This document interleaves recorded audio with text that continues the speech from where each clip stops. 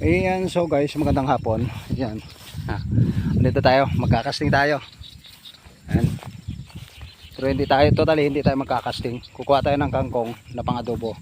At saka magtitisting tayo ng bagong lure natin na improvise. Daming kangkong dito. Kalabro jobe. Dami, bandil-bandil.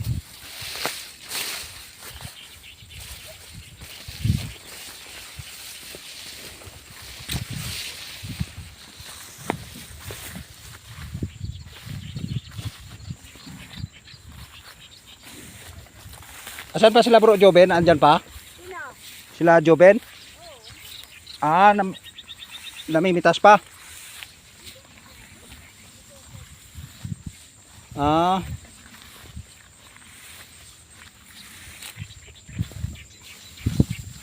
Makitid na mga ka-fishing yung ano dito. Pero at least may tubig na. Dati kasi walang tubig yan. Tuyot. So, sana itong ginagawa nating pamain magandang takbo. Wala pa siya guys sa pintura, wala pa siyang buntot kasi gusto kong lagyan siya ng buntot at pintura, yung ano na yun talagang subuko na maganda yung langoy niya. Ayan, mamaya ipapakita ko sa inyo mga ka-fishing. So iikot muna tayo dito, magtutur muna tayo rito, mamaya tayo mag sit up. Nandito yung rod natin sa likod ko. Ayan mga ka-fishing, so may kilap shoutout sa lahat ng nanunood dyan, sa lahat ng anglers. Ayan, sa lahat ng mga namimiwas dyan, dito tayo dadaan. Ay, narbis yung kamuti oh. Ayan, dito tayo dadaan. At salubong ang hangin mga ka-fishing, kaya dito sa area na to pag may bakante dyan tayo magtitisting.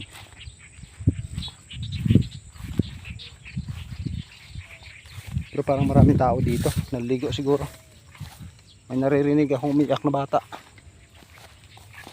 O ibon lang yung naririnig. Ang sakit ng paa natin mga ka-fishing eh.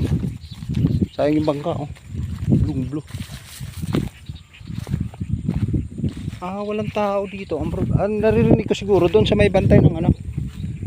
Ayan. Grabe, ang ganda na dito oh. Pagkatapos natin mag-testing mga ka-fishing, ating pamain, hanap lang tayo ng area kung saan tayo pwedeng tumisting. Dalawa to mga ka-fishing yung pamain natin na ititisting. Dalawa. Improvise ko lang to. So either ito'y ginaya ko lang doon sa gawa ni Master Banjo. So siyempre ititisting natin para kumbaga sakali na maganda, hindi may pamalit tayo. Pero sa palagay ko si Master Banjo talaga master gumawa nito. Yung sa atin naman, ginahaya lang natin kung sinubukan lang naman natin. Kaya Master Banjo, maraming salamat sa iyo sa pagbinta mo sa akin ng pamain. Pero yung mga kawil ko hindi mo pa dinideliver Master Banjo. Ayun dito, meron dito mga fishing. Ayan, dito tayo magtitisting. Ayan, doon banda, medyo malawak-lawak doon banda eh. So guys, dito na tayo magtitisting. Yun, doon tayo tatapon. Pero medyo malayo-layo yan mga ka-fishing either sasakay tayo sa bangka. Ayan, tayo makapaghagis papunta ron. Wala, malakas ang hangin mga ka-fishing oh. Ayan, at ipapakita ko sa inyo yung ginopya natin kay Master Banjo na lure. So subukan natin kung may madali tayo. Let's go.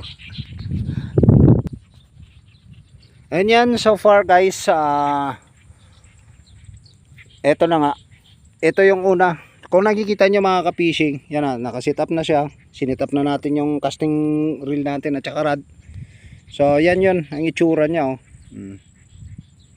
Yan mga ka-fishing yung ano natin, titisting natin. Sabi ko nga kanina, kawil lang to at saka wala pa siyang pintura, wala pa siyang buntot. Ayan. Tapos yung isa naman, ito mga ka-fishing, ito'y may pintura niya dati. Niliitan ko lang siya kasi medyo nalakihan ako. Ayan ang pintura niya, kulay silver. So ititisting din natin kung maganda pa yung langoy niya. Pero yung langoy niya nang malaki siya, medyo napangitan lang ako kasi sumusuwag, dumadaplis, sumisisid kung minsan. Kaya niliitan ko ng konti, baka mahilot pa mga ka-fishing. So ayan ang nangyari. Yun. Kaya bago ko lagyan ng buntot to at saka pintura, pagagandahin natin to, ititesting muna natin kung talagang swak pack ang takbo mga ka-fishing. So ngayon mga ka-fishing, hindi natin mabibidyohan dahil yung ating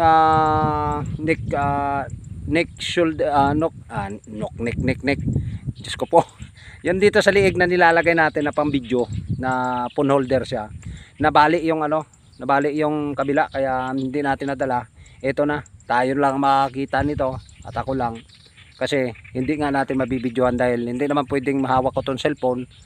Wala naman tayong tripod na dala. Kaya hindi natin mabibidyohan para maipakita ko sa inyo kung maganda talaga ang langoy nito. So yan ang spot natin.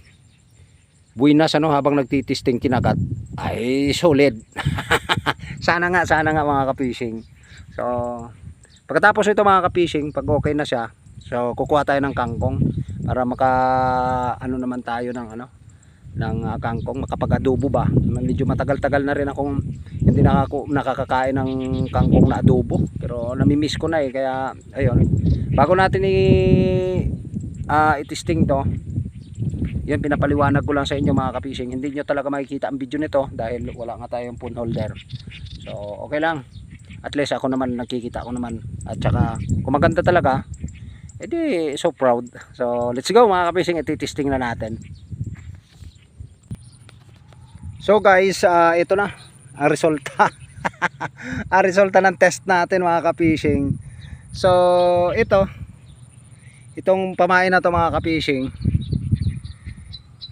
siguro masyado siyang tayo yung pagka sumisisid, bumabalintong tapos babalik, kumakaway-kaway siya ng ganon. Ang problema, mabilis yung sisid niya. So siguro sa slanting nito at saka yung laki, hindi bagay dun sa katawan kasi umiikot ito yung problema dito. So mamaya re-repairin natin to mga ka-fishing. Ito naman, yung niliitan ko, sulit, grabe, wala na ako masabi. Pipinturahan ko na to mamaya at lalagyan na natin ng buntot mga ka-fishing.